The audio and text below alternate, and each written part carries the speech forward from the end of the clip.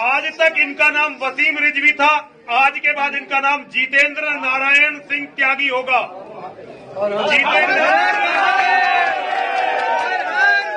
त्यागी इसलिए नहीं कि किसी विशेष बिरादरी से वसीम भाई को कोई लाभ है,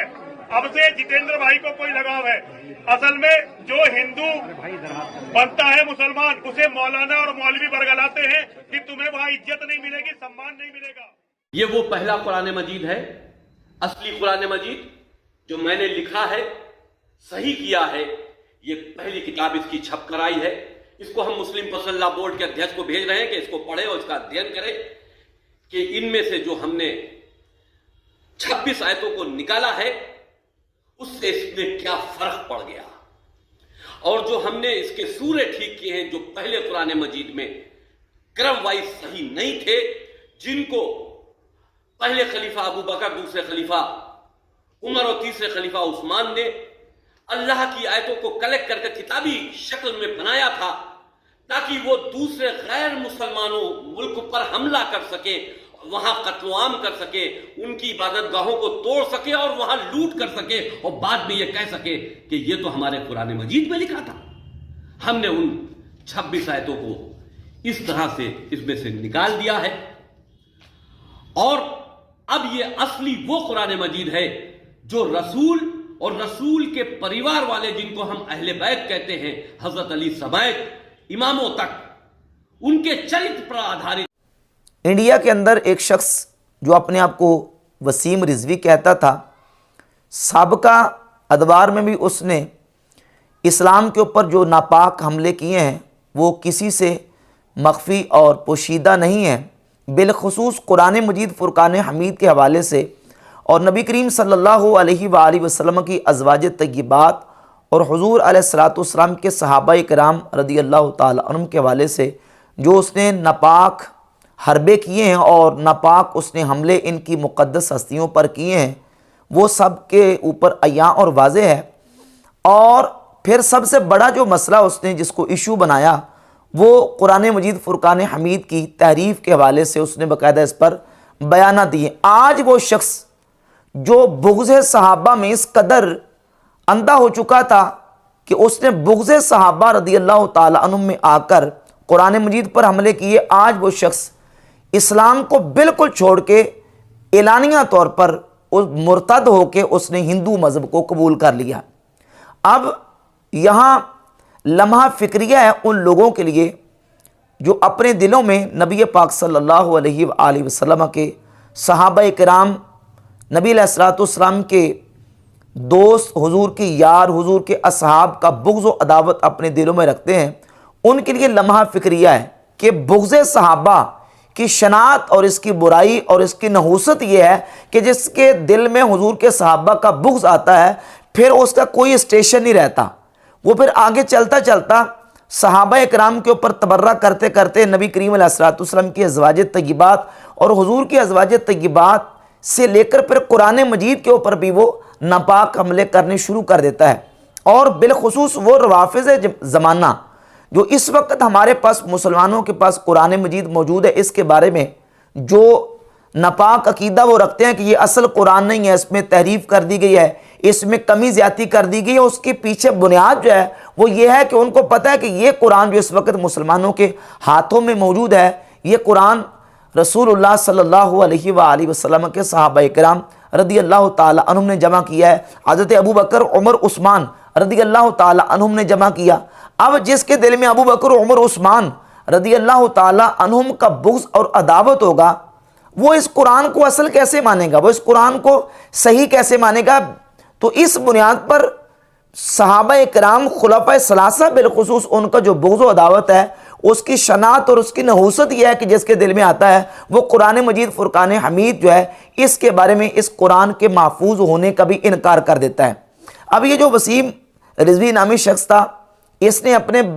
साबका बयानात में बाकायदा तौर पर यह कहा है कि ये अबू बकर, उमर, उस्मान ने जमा किया है और इसमें 26 वो आयात जो जिहाद से मुताल्लिक़ है वो इन्होंने अपनी तरफ से डाल दिए। तो मैंने वो आयात निकाल के और फिर इसने बाकायदा कागज़ जो है वो लेके उसको फाड़ा और कहा कि मैं इन आयात को निकाल के जो असल कुरान है उसको मैं लोगों के सामने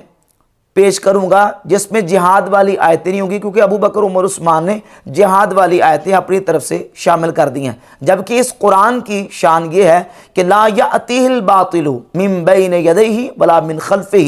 کہ یہ قرآن وہ کتاب ہے کہ جس کے آگے پیچھے سے باطل اس میں داخل نہیں ہو سکتا۔ اور اللہ رب العزت نے تو اپنے پیارے حبیب صلی اللہ علیہ وسلم کو واضح طور پر حکم ارشاد فرمایا تھا کہ آپ اپنی زبان کو حرکت نہ دیا کریں جس وقت آپ پہ قرآن نازل ہو رہا ہوتا ہے۔ ان علینا جمعہ و قرآنہ،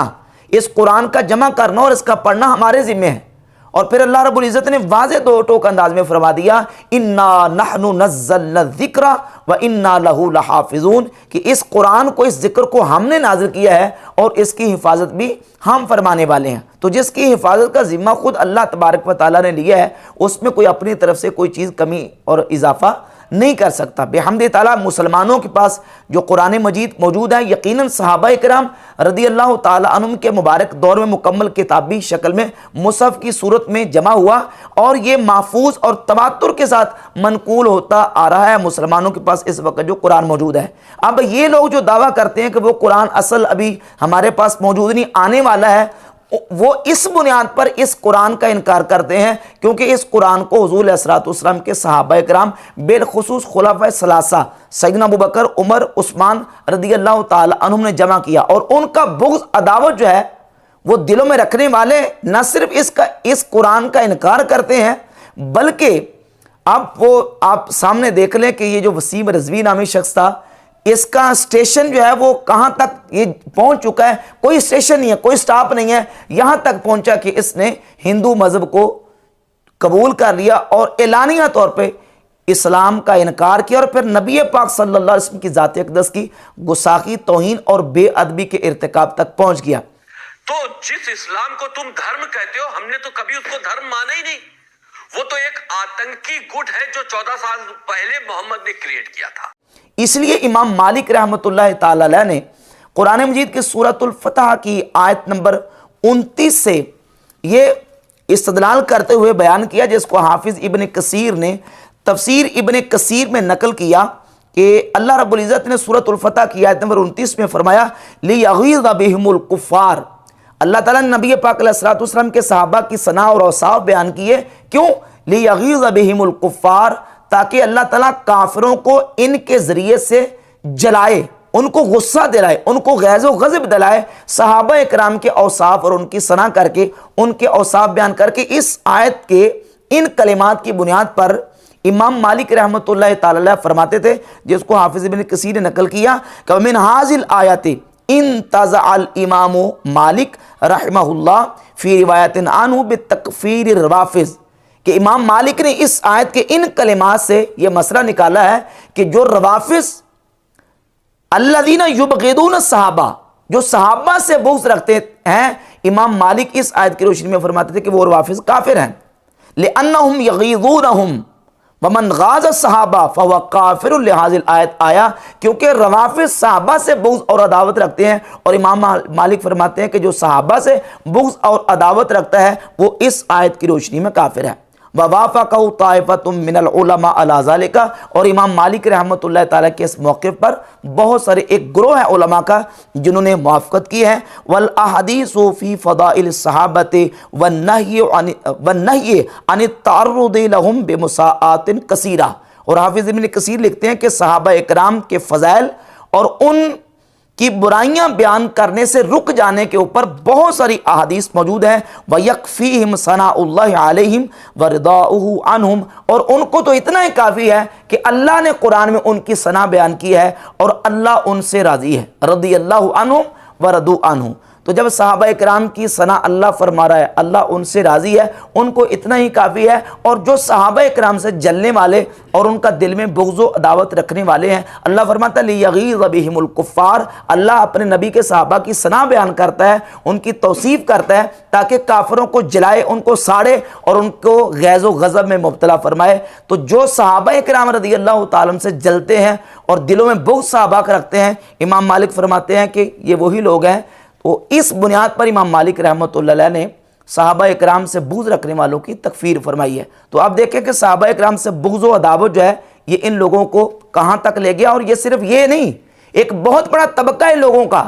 جو قرآن مجید کی تحریف کا اس بنیاد پر قائل ہے، اسی وجہ سے وہ قائل ہیں قرآن مجید میں تحریف کے قائل ہیں کہ کیونکہ قرآن اس وقت جو ہمارے پاس موجود ہے یہ صحابہ کرام رضی اللہ تعالیٰ عنہم نے جمع کی ہے، اور وہ کہتے ہیں یہ وہ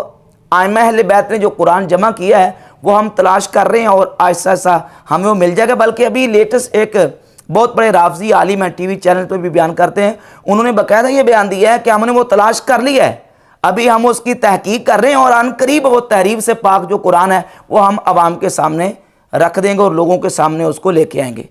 پورے چاروں نسخے سرٹیفائی ہو جائیں گے، ان کے اندر جو چیزیں مسنگ نظر آ رہی ہیں ان کو ہم سرٹیفائی کر لیں گے، تو آپ کے سامنے وہ پیش کیا جائے گا اور آپ اس کی زیارت بھی کریں گے، دیدار بھی کریں گے، اور انشاءاللہ تاریخ اس بات کو لکھے گی کہ جہاں انقلاب اسلامی کی برکت سے تشیع کو اتنی عزت ملی، وہاں تشیع نے اوریجنل قرآن مجید کو ڈھونڈ نکالا اور عوام کو واپس دے دیا۔ لا حول ولا قوت الا باللہ۔